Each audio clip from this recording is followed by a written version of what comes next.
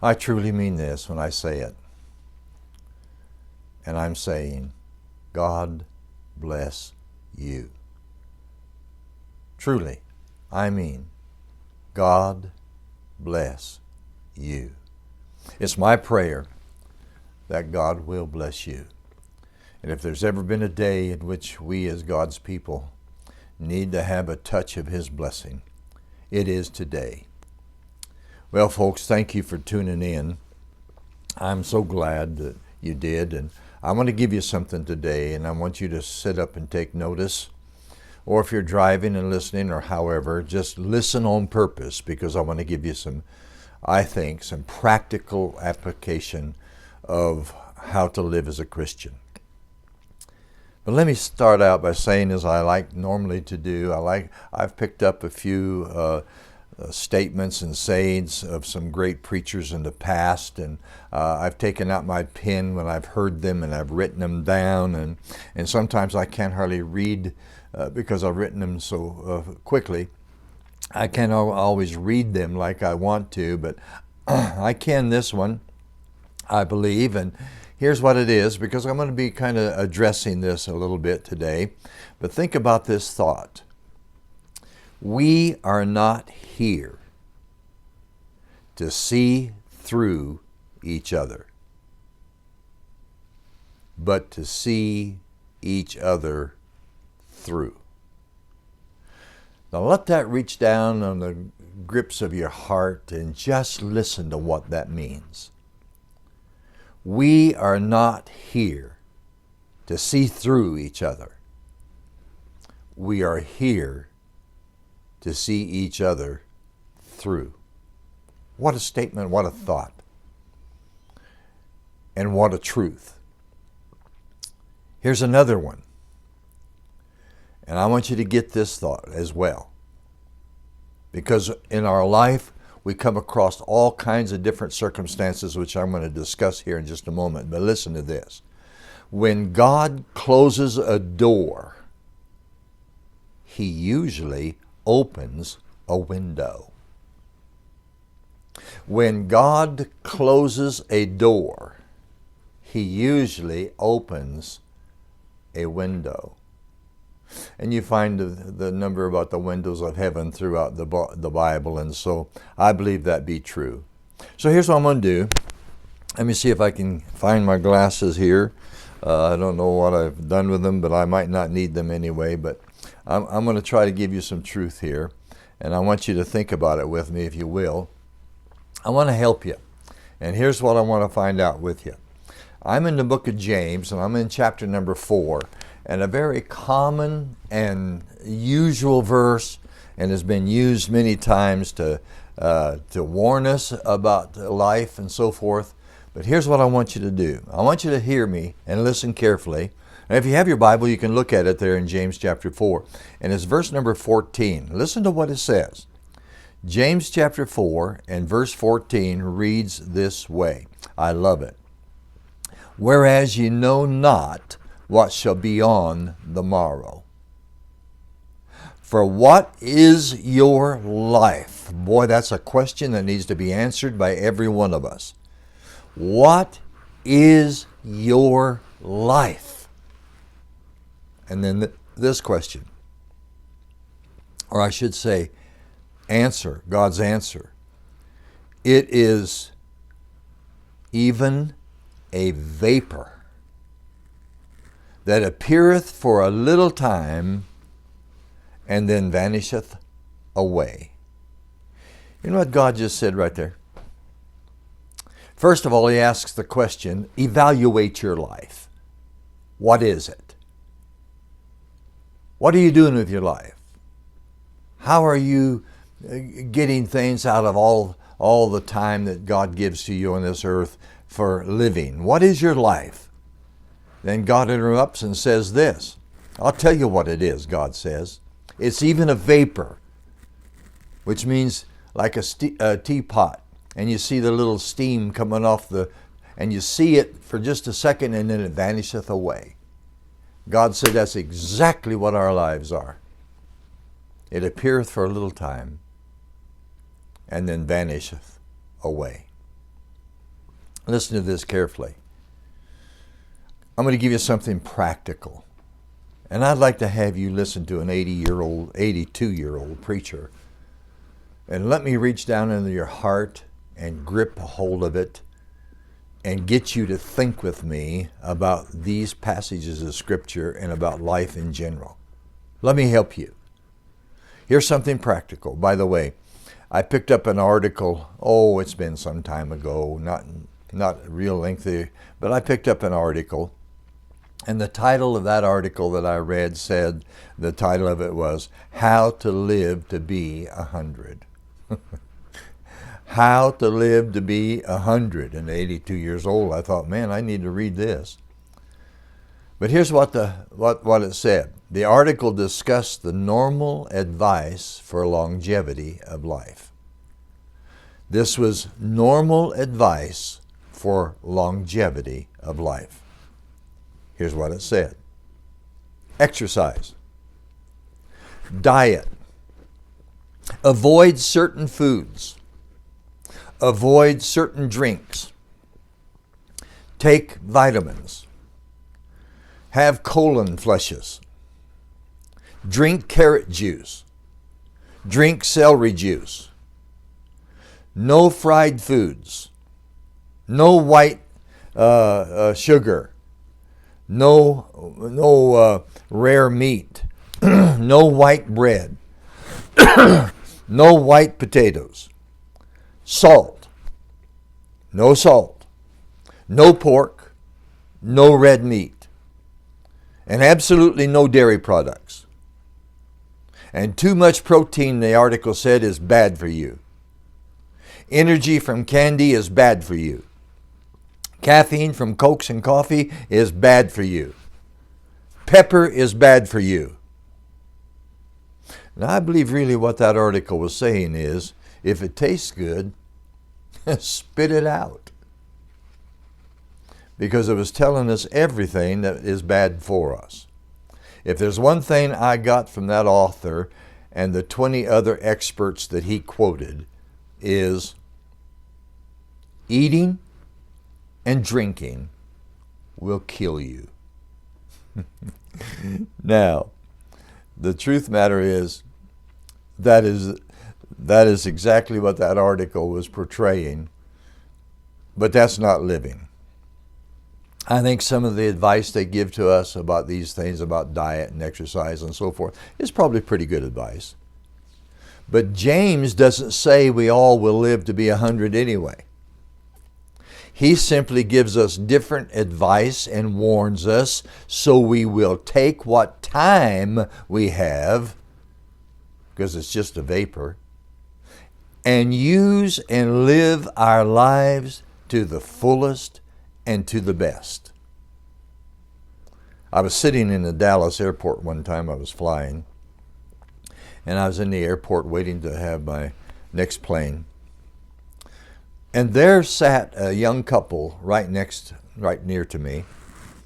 And that young couple, they were pretty unkept and kind of frivolous and that type of thing. And pretty soon I just heard the wife, if it was a wife or maybe it was a girlfriend, but the wife said to the fellow that was sitting next to her, and I think it was her husband, after they were debating and talking a little bit, she finally put her purse down and looked at him and pointed her finger at him. She said, "Why don't you get a life?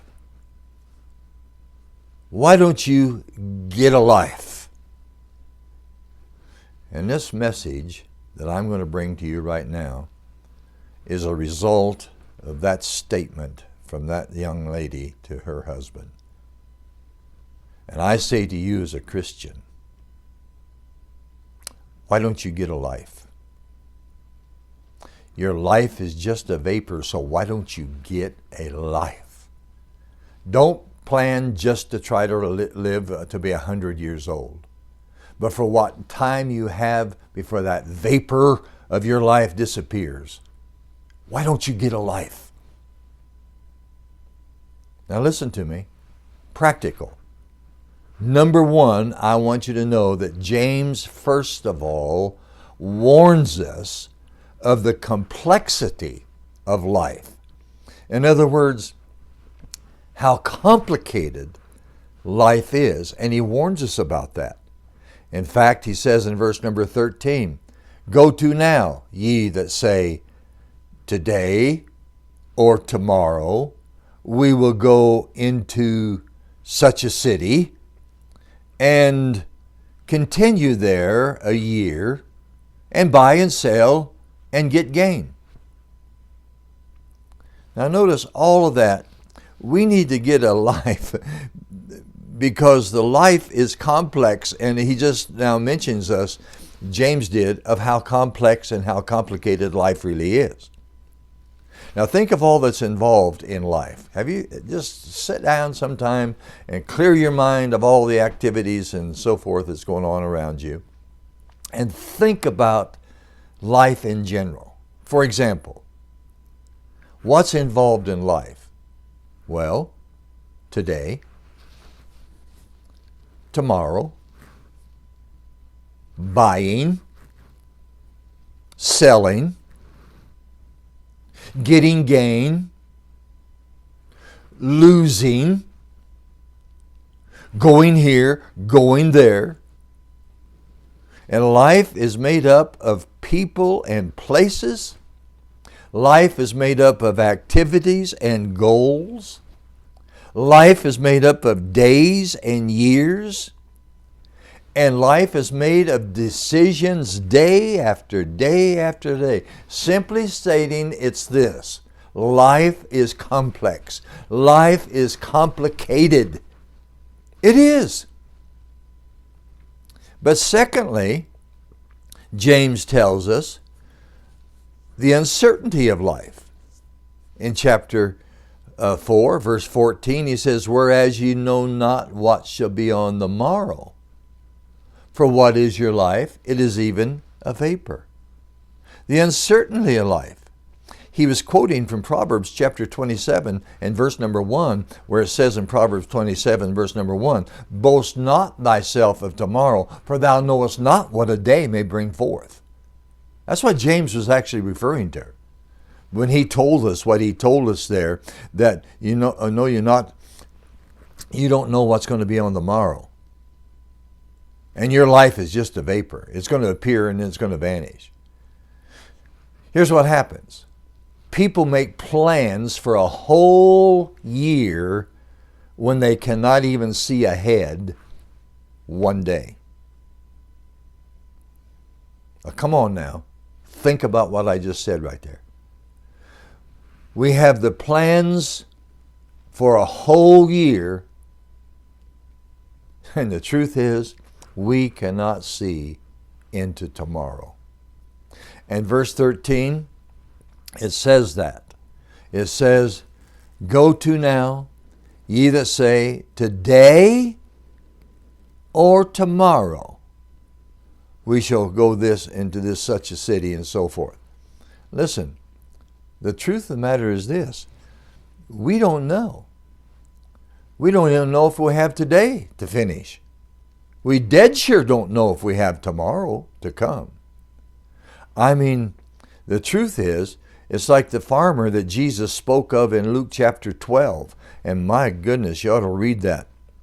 When he had tore down his barns and built bigger and stored all the stuff in, and was now going to sit back and relax and enjoy life for the rest of his life, for years to come, as he would say. Years and years I'll have it plenty. And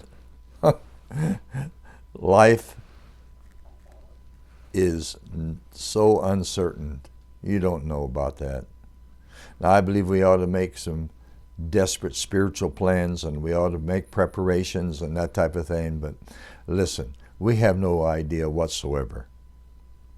Life is so uncertain. But the truth is, life is not uncertain to God. Life is uncertain to us. And we don't know. And boy, I have experienced that in this last year. We just do not know what's going to happen on the morrow. Then here's the third thing. Not only is life complicated, James says, Not only is life uncertain, but here's the truth. He tells us that life is brief, that is short, that we don't have as much time as we think we do. And even if we live to be 100, in that article that I read that I told you about at the beginning about eliminating this and not doing this and not doing that, and you'd live to be 100 and so forth. The truth of the matter is, even if we live to be 100, when you compare it to eternity, it's short. It's short. It's just like a vapor. It appeareth for a little time and then vanisheth away. To us, life seems long, and we measure it in years. But the truth is, when we compare it to eternity, life is but a vapor. I wished I could somehow reach through this telephone and grab a hold of you and shake you on the shoulder and say, you don't have long for life. It's a vapor. And you could reach back and take a hold of my shoulder and say the same thing to me. Life is just a vapor. Now, James, I believe, when he quoted what he did here, I think he reached back and took a hold of some statements that Job had said back there when Job was going through all of his burdens, heartaches, trials, and so forth, and was getting counsel from some of his false friends and all. But Job was examining his life and the brevity of his life. And here's what he said. In Job chapter 7, verse 6, I'll just read these because I categorized them and I went through them. And here's what Job said. Job said, my days are swifter than a weaver's shuttle. Now, you'd have to understand a weaver's shuttle to understand what that was really saying, but a weaver's shuttle was going back and forth really quick. And he said, my days are even quicker than that weaver's shuttle. And then he said in chapter 8 and verse 9, Job said, our days upon earth are a shadow. Go outside when the sun's shining and maybe look at a tree and see the shadow of that tree. And maybe you can see that shadow at a certain time in the morning, but go out and look at it in the afternoon and toward evening and see where that shadow from in the morning has gone. It is gone. The shadow disappears. And Job is saying our days upon earth are as a shadow. It appears, but it's gone. In chapter 9 of Job, verse number 26, Job said this, my life is passed away as the swift ships. What was he saying? The ships you can see out there on the ocean, from the shore, you can see them to the horizon. And when they get out there on that horizon, you're standing on the shore and you're watching the ship go out. And you can see it way out there in the distance.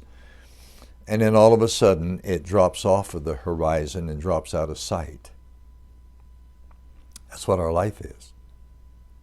Our life is like a ship that is swift and passes away. Oh yes, ladies and gentlemen, we're not here for very long.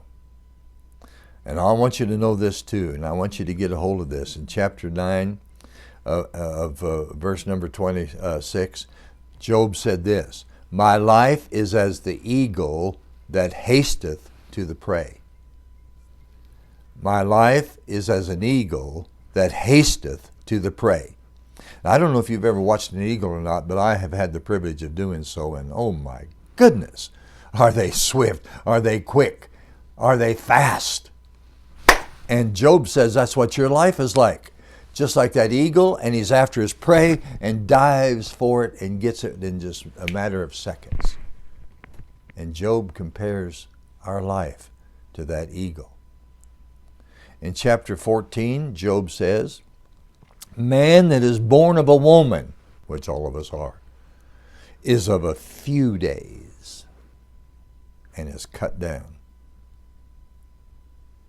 Are you listening to me? A man that is born of a woman is of a few days and is cut down. And then he tells us how he's cut down. He came forth as a flower and is cut down. He fleeth also as a shadow and continueth not.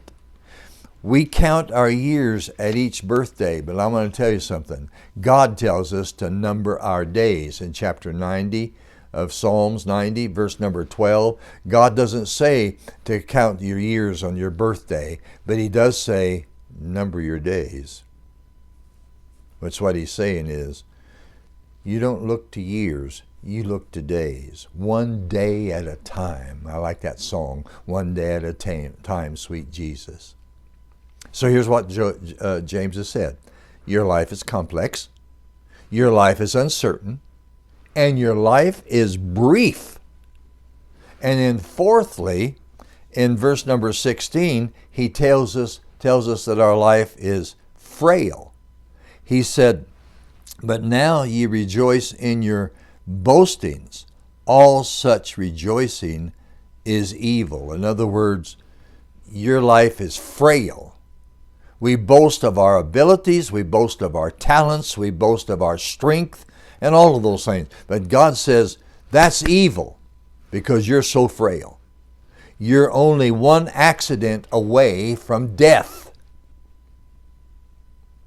Only one heartbeat away from death. Only one breath away from death. And as David said when Saul was pursuing him, only one step between me and death. One step, one breath, one heartbeat, and we're gone. So what are you doing with your life? Like that young lady in the airport.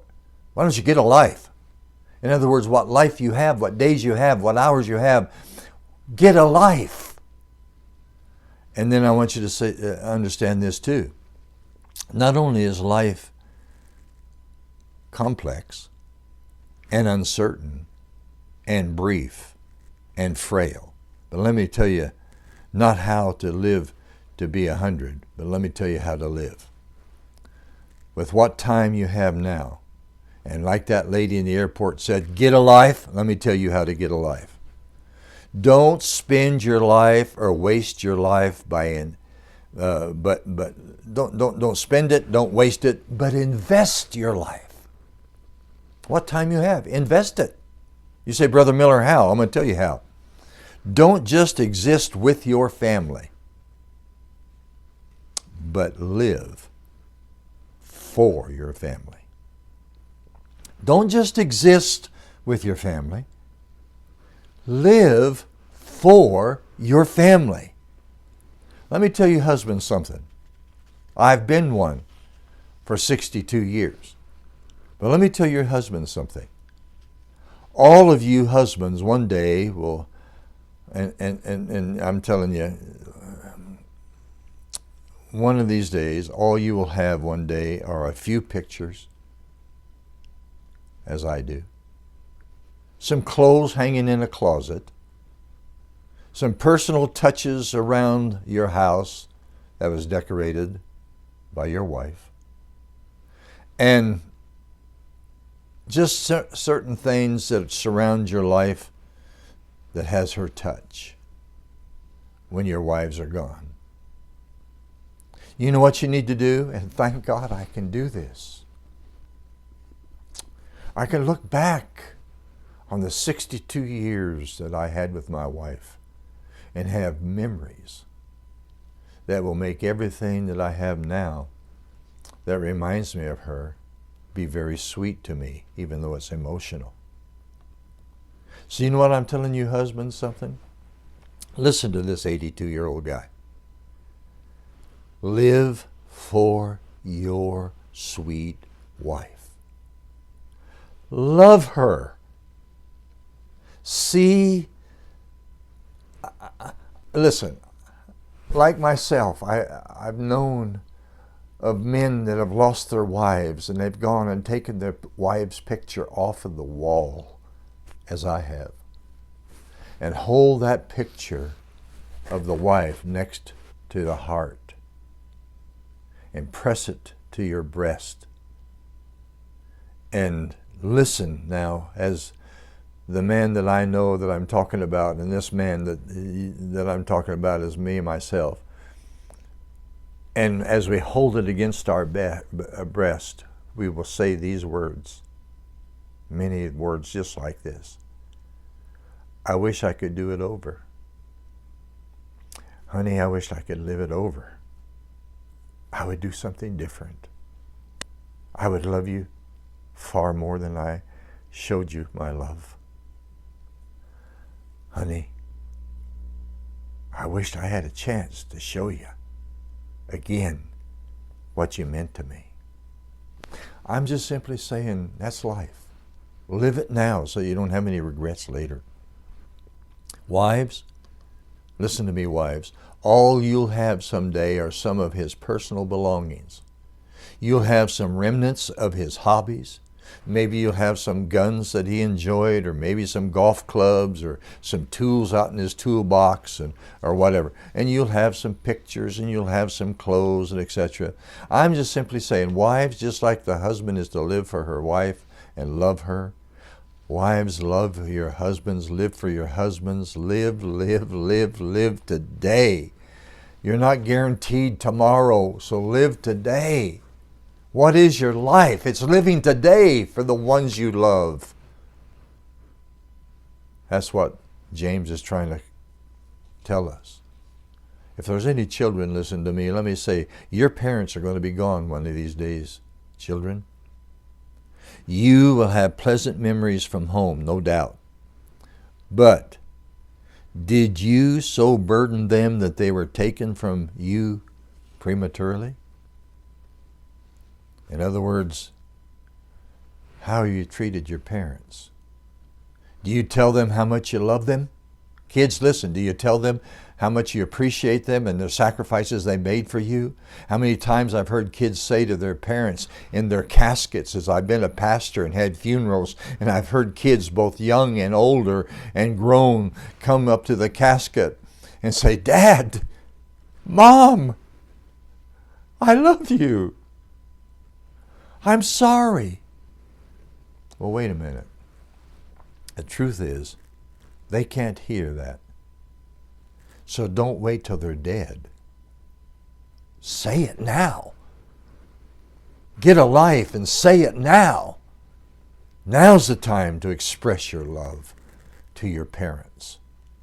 You may not live to be 100, but I'm going to tell you something. You can enjoy what life you have if you live for your family. Your family, God's special unit, is the family. Some of my greatest memories of my children growing up and as a child, when I grew up in my home life, is when we did things together. I'm telling you, there were no times like the holidays, like Christmas and the things that we did for Christmas and Easter, the things we did and enjoyed Thanksgiving, and even the 4th of July, where when I was a kid, we went to a rodeo in Montana all the time. But all the vacations that we took, I'm telling you, we need to, that's living. Doing the things with a family to celebrate those holidays, but not just the holidays, but every day around the dinner table, express our kindness and our love and tell each other the stories of that day. How to live? Live for your family. Then number 2, how should I live? Get a life? Yeah, get a life for your family, but get a life for your church. Your church. The only thing Jesus began while he was here on this earth, did you understand this? Was the church. Then he said he loved it and died for it and promised to come back for it. The church. Boy, the church is important. And when I talk about the church, I'm talking about an old fundamental, independent, soul-winning, separated, mission-minded, devil-hating, God-fearing Baptist church. Love it. Love it and live for the church. Live for it. Get involved in it. Serve in it. No greater joy on earth than to find your church home and give yourself to it. Support it with your tithes and offerings. Serve in it. Sell out to it. Defend it. Defend it. Pray for it. And then not only your family and not only your church, but ladies and gentlemen, listen to me carefully. Live. Get a life. Live for others. Now listen to me, and I'm through. Live for others. All around me where I'm living here in this house all by myself. I'll go up and down the streets of my neighborhood. And there's some old folks. There's some old widowers, and there's some old widows. And there's a 95-year-old man just up the street from me that I love the guy dearly. He's a good, strong Christian. And I go up and I'll just spend some time with him and help him and run errands for him and encourage him. And I don't want a pat on the back for doing that. But boy, do I ever find pleasure when I live for others. And then lastly, live for God. You have a choice. You can live for God, you can live for the Satan, or you can live for the world. Live for God. I'm telling you, don't neglect Him. Live for God. The greatest thing you'll ever have is salvation. And then use that salvation to live for your family. Live for your church. Live for others. What is your life? Back to the airport, a young woman looking at her husband in a state of kind of anger, saying to her husband, "Why don't you get a life?" And listen to this old preacher. "Christian, why don't you get a life? It's not going to be very long. It's just a vapor. So whatever you have of it now, use it. Get a life." God bless you.